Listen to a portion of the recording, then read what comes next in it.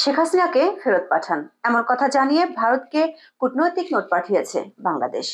ভারত ও বাংলাদেশের বন্দি বিনিময় চুক্তি অনুযায়ী শেখ হাসিনাকে ফেরত চায় বাংলাদেশ। প্রশ্ন হলো, ভারত কি ফেরত পাঠাবে? দিল্লির পররাষ্ট্র মন্ত্রণালয়ের সূত্রগুলো বলছে, দুটো ধাপে এ ব্যাপারে সিদ্ধান্ত নেবে ভারত। প্রথম ধাপে বন্দি বিনিময় চুক্তির 3টি ধারা অনুযায়ী বাংলাদেশ থেকে পাঠানো নোটের অস্পষ্টতার বিষয়ে ব্যাখ্যা চাইবে ভারত। দ্বিতীয় ধাপে বিষয়টি নিয়ে ভারতে সর্বদলীয় বৈঠকে সিদ্ধান্ত নেওয়া হবে। চলুন যাওয়া যাক বিশ্লেষণে। 5ই আগস্ট আন্দোলনের মুখে দেশ ছেড়ে ভারতে চলে যান শেখ হাসিনা।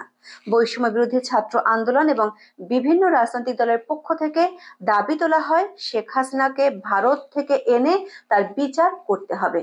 তাদের সাথে সুর মিলিয়ে প্রধান উপদেষ্টা বলেছিলেন, শেখ হাসিনাকে ভারতের কাছে ফেরত যাওয়া হবে। 23শে ডিসেম্বর সকালে স্বরাষ্ট্র উপদেষ্টা জাহাঙ্গীর আলম চৌধুরী ঢাকায় সাংবাদিকদের জানান, শেখ হাসিনাকে দেশে ফেরত আনতে প্রয়োজনীয় ব্যবস্থা নেয়ার জন্য পররাষ্ট্র মন্ত্রণালয়ের কাছে চিঠি দেওয়া হয়েছে।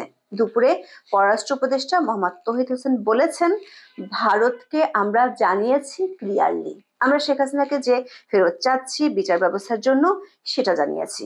কোন প্রক্রিয়া ফেরত চাওয়া হয়েছে এমন প্রশ্নের উত্তরে পররাষ্ট্র উপদেষ্টা বলেন, ভারত সরকারকে নোট ভার্বাল বা কূটনৈতিক পত্র দেওয়া হয়েছে। বাংলাদেশ ও ভারতের পররাষ্ট্র মন্ত্রণালয়ের সূত্রে আমরা জানতে পেরেছি, বাংলাদেশের স্বরাষ্ট্র মন্ত্রণালয় থেকে পাঠানো সারসংক্ষেপের ভিত্তিতে বাংলাদেশের পররাষ্ট্র মন্ত্রণালয় ভারতের পররাষ্ট্র মন্ত্রণালয়ের কাছে কূটনৈতিক নোট পাঠিয়েছে। এই নোটে বাংলাদেশ ও ভারতের মধ্যকার 2013 সালে সম্পাদিত বন্দি বিনিময় চুক্তির অধীনে শেখ হাসিনাকে ফেরত চাওয়া হয়েছে। এখানে বাংলাদেশের পররাষ্ট্র মন্ত্রণালয় মূলত কূটনৈতিক চ্যানেল হিসেবে কাজ করছে, কারণ বন্দি বিনিময় চুক্তির 4 নম্বর অনুচ্ছেদ অনুযায়ী ভারত প্রজাতন্ত্রের কেন্দ্রীয় কর্তৃপক্ষ হবে দেশটির বিদেশ মন্ত্রক এবং বাংলাদেশ সরকারের কেন্দ্রীয় কর্তৃপক্ষ হবে স্বরাষ্ট্র মন্ত্রণালয়। প্রশ্ন হলো, বাংলাদেশের তরফ থেকে চিঠি পাওয়ার পর ভারত এখন কি করবে? দেশটির পররাষ্ট্র মন্ত্রণালয়ের কয়েকটি সূত্র বলছে, এক্ষেত্রে দুটো ধাপে তারা অগ্রসর হবে। প্রথমত, বাংলাদেশ থেকে যে চিঠি পাঠানো হয়েছে সেখানে বন্দি বিনিময় চুক্তির 2টি ধারা অনুযায়ী অস্পষ্টতা আছে। সূত্রগুলো বলছে, চুক্তিটি হয়েছিল 2013 সালের 28 জানুয়ারি। 2016 সালের আগস্টে চুক্তিটি সংশোধন করা হয়। এই সংশোধিত ধারা অনুযায়ী বাংলাদেশের কাছে কিছু বিষয় ব্যাখ্যা চাওয়া হবে। সূত্রগুলো বলছে, বাংলাদেশ থেকে শেখ হাসিনাকে ফেরত চেয়ে যে নোট পাঠানো হয়েছে তাতে মূলত চুক্তির 2 নম্বর অনুচ্ছেদের কথা উল্লেখ আছে, যার 1 নম্বর ধারায় বলা আছে, 1 বছরের কারাদণ্ডে দণ্ডনীয় হতে পারে এমন অভিযুক্ত ব্যক্তিকে ফেরত চাইতে পারে। এমনকি একই অপরাধের সহযোগী বা উস্কানিদাতা হলেও অভিযুক্তকে ফেরত চাইতে পারবে। কিন্তু ভারতের পররাষ্ট্র মন্ত্রণালয়ের সূত্রগুলো বলছে, তারা ব্যাখ্যা চাইবে চুক্তির 6 ও 8 অনুচ্ছেদের।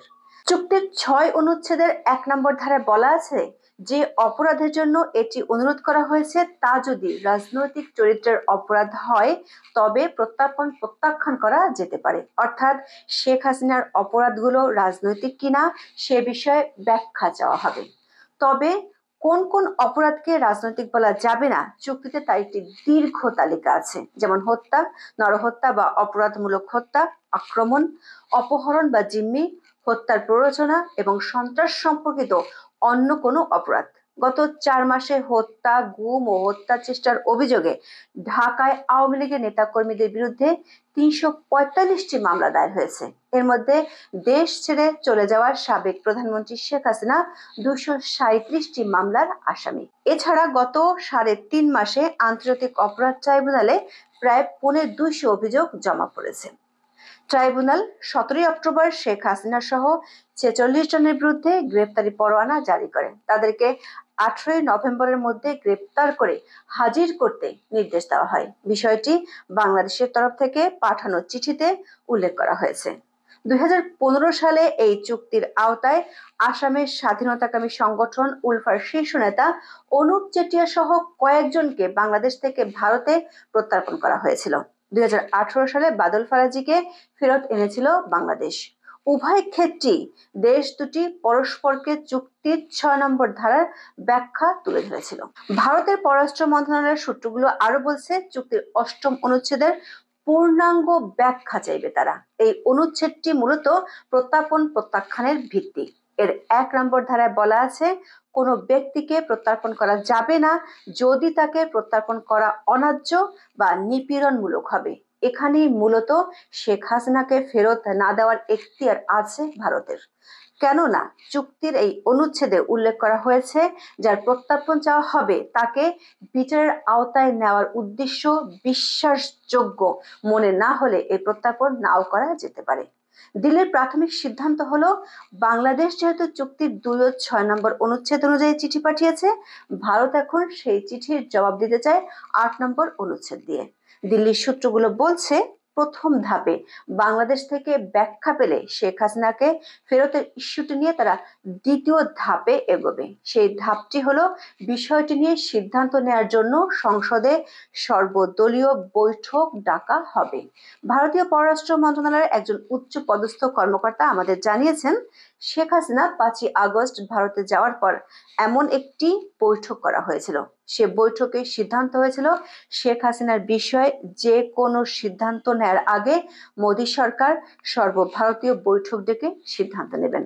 এর আগে তিব্বত নেতা দালাই লামা, আফগান প্রেসিডেন্ট মোহাম্মদ নাজিবুল্লাহ, মালদ্বীপের সাবেক প্রেসিডেন্ট মোহাম্মদ নাশিদ সহ অনেককে আশ্রয় দিয়েছিল ভারত। সে সময়ও এ ধরনের বৈঠক করে সিদ্ধান্ত নেওয়া হয়েছিল। আর শেখ হাসিনার জন্য এটি হবে ভারতে দ্বিতীয়বারের মতো আশ্রয় নেওয়ার ঘটনা। ১৯৭৫ আগস্ট থেকে টানা ৬ বছর ভারতে রাজনৈতিক আশ্রয়ে ছিলেন তিনি। এবারের মতো তখনও সঙ্গে ছিলেন ছোট বোন শেখ রেহানা। তবে শেখ হাসিনাকে ফেরত দেওয়ার জট যে সহসা খুলছে না, সেটি দুদেশের সূত্রগুলো নিশ্চিত করছে। স্থানীয় চাপের কারণে বাংলাদেশ চিঠি দিলেও কূটনৈতিক প্রক্রিয়ায় এটি অনেক দূর গড়াবে। আজ এ পর্যন্ত। সবাই ভালো থাকুন, সুস্থ থাকুন, নিরাপদে থাকুন। দেখা হবে আগামী পর্বে।